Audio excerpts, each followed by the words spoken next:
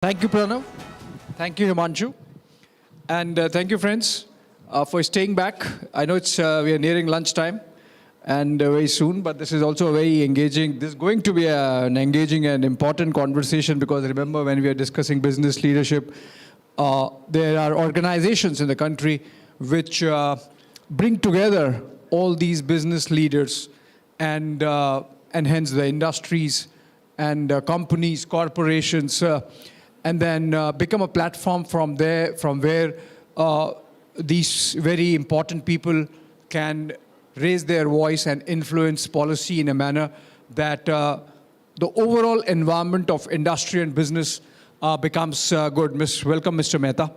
And I would want to begin by asking you, if you can, for the benefit of our viewers and the audience here, tell us briefly about what's the PhD Chamber of Commerce and Industry. I believe it's one of the, if not the oldest, one of the oldest industry bodies in the country, 120 years old, and how many members?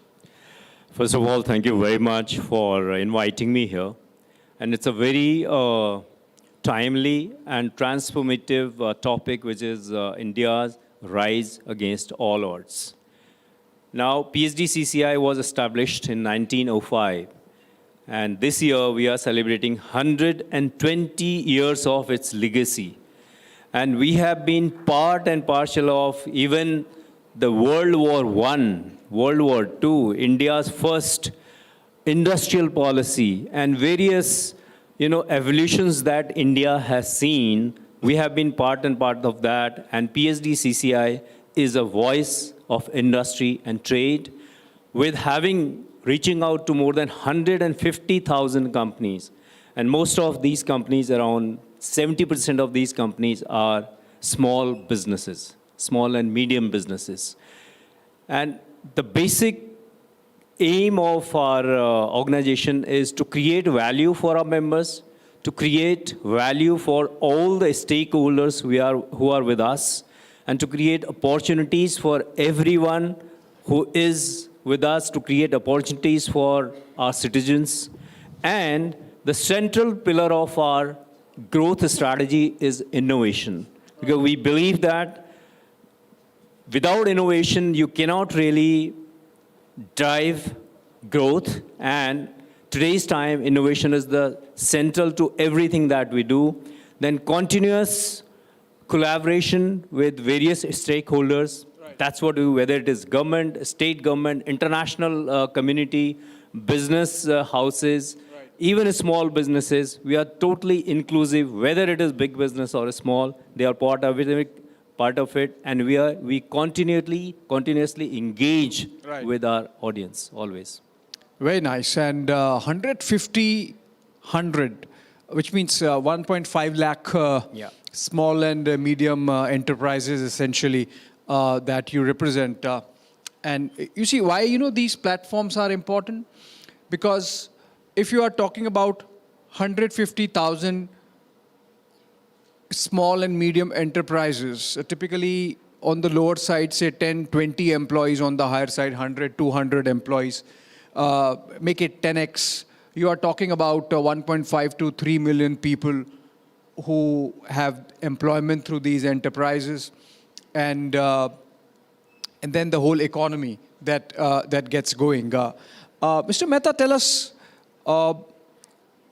we were listening to Anupam Thareja just a while back, and one of the things he mentioned was that it's easier to be a young, energetic startup these days. It's better to be small. You have advantage of being, if you are small in the present circumstance. What do you believe that, given the fact that you come from or you represent the small and medium scale enterprises, that there is certain energy in the country? And if yes, what are the factors? I think we are in interesting times in India today. India is it has rewritten the global growth story, global growth narrative. From, fastest growing large economy in the world, we are the truly trusted global supply chain partner, and that has happened because of the resilience of our entrepreneurs, especially the young people, the startups. Just imagine in 2016 when Startup India was launched, we had around 400 startups, registered startups in our country. But in last around 9 years, as we talk, we have more than 100,000 startups in our country. And these startups, most of these, they are reshaping, they are creating new growth story for our country. We just spoke about Ritesh. I mean, these are the people who are not coming from business background. These are the people who are coming from very, very normal background. And today we are in a renaissance moment. Why? Because today India's story is that even person sitting anywhere in the country, because the kind of digital transformation that we have and the kind of opportunities our country has seen in last 10 years. If you look at India's story, it has been a story of resilience. Yeah. It has been a story of, coming out of the challenges and shining. Remember the time during the independence also, when we were struggling to feed our people. And today, when we are going to the moon, we are, sending BrahMos missile. And we have created these missiles. We are going to the moon. We're sending BrahMos missile somewhere else, not to the moon. Yeah, that's right. So just imagine this journey was remarkable. But last 10 years, journey has been transformative and truly transformative for our country. And this is because of the vision of our Honorable Prime Minister, Mr. Narendra Modi ji. Right. And the way he has connected with the young people. And India, as it stands today, is around 65% people in a country are young. We are the fastest growing economy in the world. Yeah. It is because of the people who are young people today. All other economies in the world, they are struggling with the age. I think we have got huge opportunities. All these young people who are sitting here, they have tremendous opportunities to create something of their own. The ideas, what they have. Today, they don't have to think about the finances. Only thing is, you need passion. You need that madness. We just saw right now Mr. Thareja talking about Anupam. Yes. Anupam talking about the madness. Because unless you have that madness, you really cannot create something great and remarkable in the life. Right. In fact, it's amazing, we heard Mr. Rajan Bharti Mittal when he was having a conversation with Arnab, and he spoke about how it's different to be 17-and-a-half-year-old youngster now vis-a-vis when he was 17-and-a-half-year-old and when he started his enterprise, how easier things are in the present. Same was the theme that I picked up from Anupam, and now you're also saying this. We have a bunch of youngsters sitting here. Absolutely. You said capital is not an issue. If you have passion, you have idea. If you have an idea and you have passion to back the idea. Can you just, with your benefit of, the bird's eye view of policy, government and rules and regulations that you have, tell these youngsters in their language, if you could, what can they do or what should they do if they have to think in terms, if they have ideas and they have to translate those ideas into enterprise? First of all, we have to see that today we have got around 114 unicorns in our country. Just for the benefit, you know what is a unicorn? Would someone know? Can you raise hand if you know? What is a unicorn? Yes?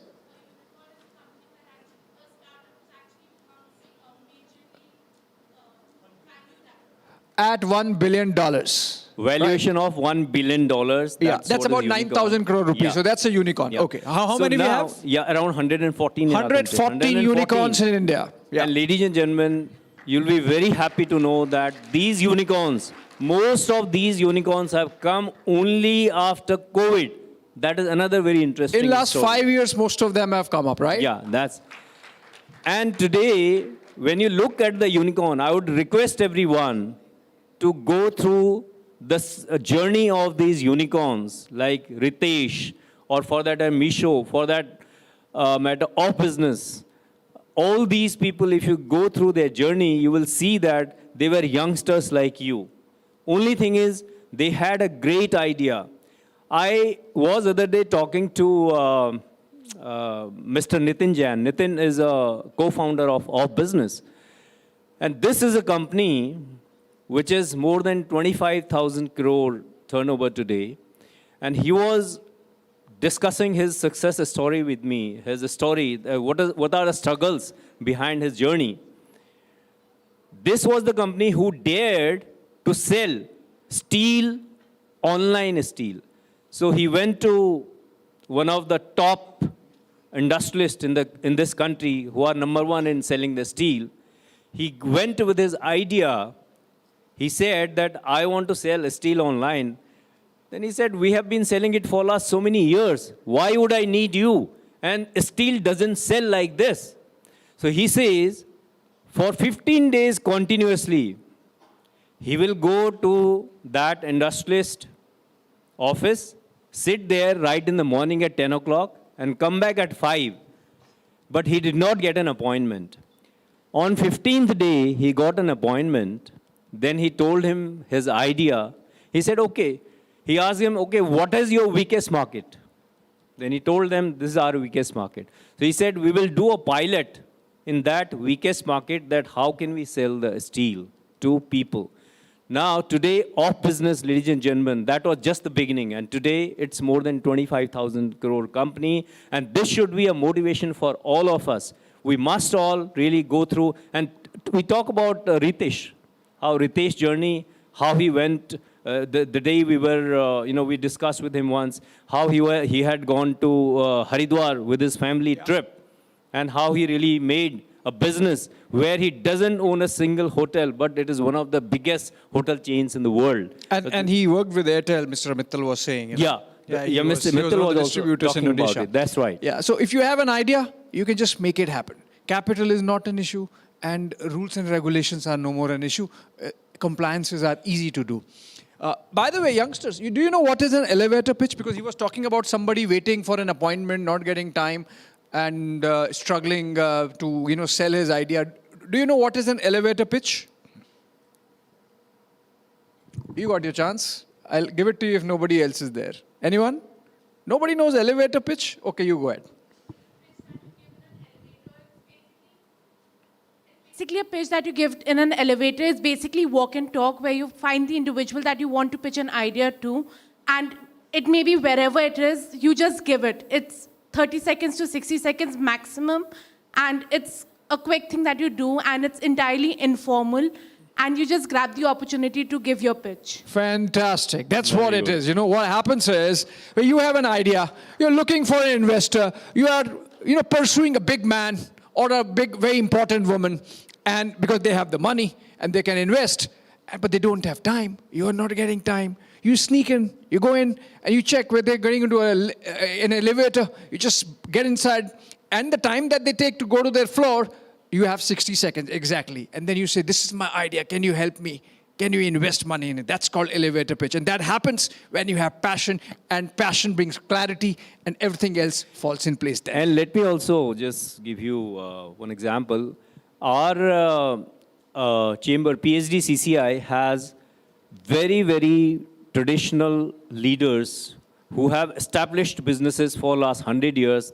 Those 30% companies, they are the top companies of the country, and some of them are in the world.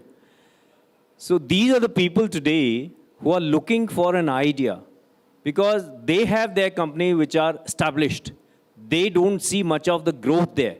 I think they are looking for the people who come out with an idea, and people are ready to invest. And today you have an opportunity that you come out with an idea, come out with a business plan, and I think there is no dearth of money, no dearth of guidance also. People are ready to really guide them as well. We have created an ecosystem at PhDCCI where we keep conducting these master classes for startups, and also opportunities for the startups who can come there. We have the established business houses who would like to listen to them and see that if they can really invest in those businesses. So investment in the business is not a problem, but a great idea can really transform your life, transform the country, and transform all the people who are your loved ones who are around you. So in a way, if you have an idea, there are incubators at PhDCCI, as also, of course, other industry bodies, institutions. You have to just go fish for them, hook with them, and then make that incubator equivalent of an elevator pitch. So sky is the limit if you have the idea, if you have ideas. Okay, so my next question, Mr. Mehta, because somewhere you mentioned about the supply chains and how the medium and small scale industry sector, the MSME sector is really getting into play, and tremendous push coming in from the government also. I believe this is the government which has set up an MSME ministry, which was not there earlier. Yeah. So there's a lot of policy push also happening. My question to you is, though of course of late, in the last 1 month, we have seen some realignment and the China equation is back. But we were really struggling on that front. How is the shift of supply chains from China happening? And is it happening in the right direction? Are we really taking good advantage of the world opinion that we should reduce, the rest of the world that is, should reduce its dependence on Chinese manufacturing supply chains? Are we taking good advantage of that? You see, today our government is very, very proactive. And we have seen the disruptions in the supply chain in last 6-7 months particularly. And we are living in a very fragmented world. But one thing is very sure, that how you must have noticed, our country is very clear. We will do whatever is the best for our citizens, whatever is the best for our farmers, and Atmanirbhar Bharat, or the clarion call for self-reliant India, has been given by Prime Minister Modi. Today, we have got more than 65 million MSMEs in our country. And any country you look at the world, they have grown, they have developed because of the small and medium enterprises. So the kind of strength we have with 65 million MSMEs in our country, and even more than that, you can imagine what kind of growth we can have. So the Make in India, when it was launched in 2014, and today when we saw the last result of IIP, we have seen that there has been a tremendous growth, whether it is our PMS or the manufacturing sector. We have seen that the economy had surpassed to 7.8% in the last quarter. Yeah. So that is because of the manufacturing. And why? And this has not happened in one day. This has happened, the kind of ecosystem, the kind of ease of doing business, the kind of environment and enabling environment the government has really created, and the kind of incentives for PLI, the kind of incentives for various other sectors have been identified, and how startups have been taken care of, various incentives for Indian startups. I think all these things have really added to this.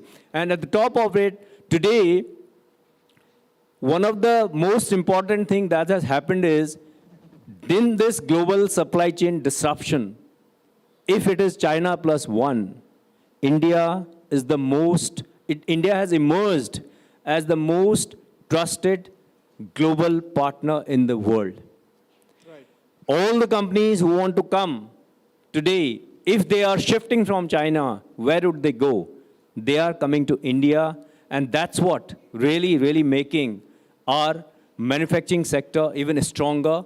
I think while we were importing many years ago mobile phones in our country, and today we are the net exporter of mobile phones, electronics items. Yeah. And today we are called the food basket of the world. Yeah. Even in milk, we have total self-reliance. Yeah. That is the power of the cooperative we have seen. So yeah. India's growth engine is firing from all sides. It's not from one side. And at the top of it, I think it is the power of our young people. Because even, wherever we have seen the revolution all over the world, It is only the young people. You can see around in our neighborhood that how the young people have really changed Really? the course of politics. Absolutely. So this is what is the strength of our country. Our strength is you people who are sitting there.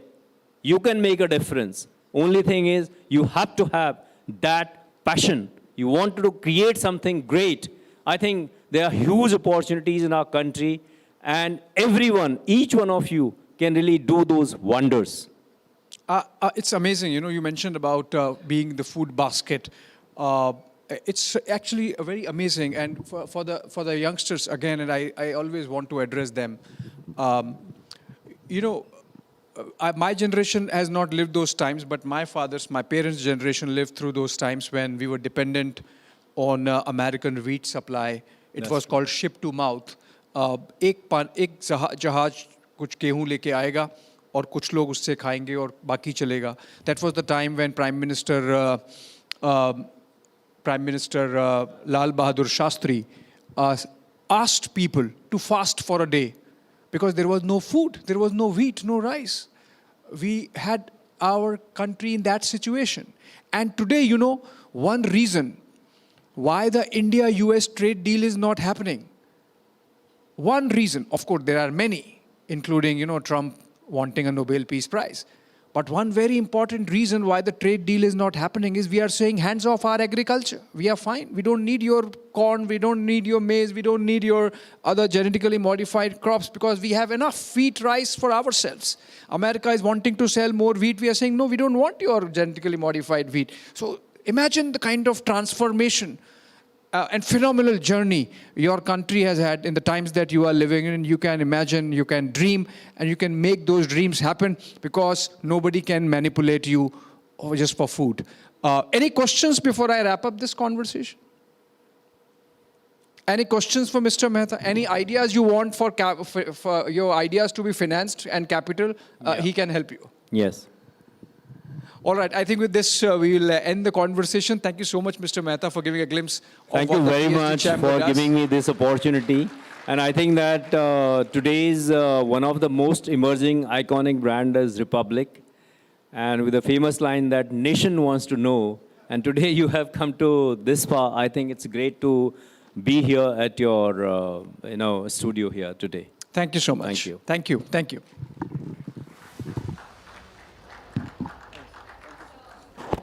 Thank you, Mr. Mehta.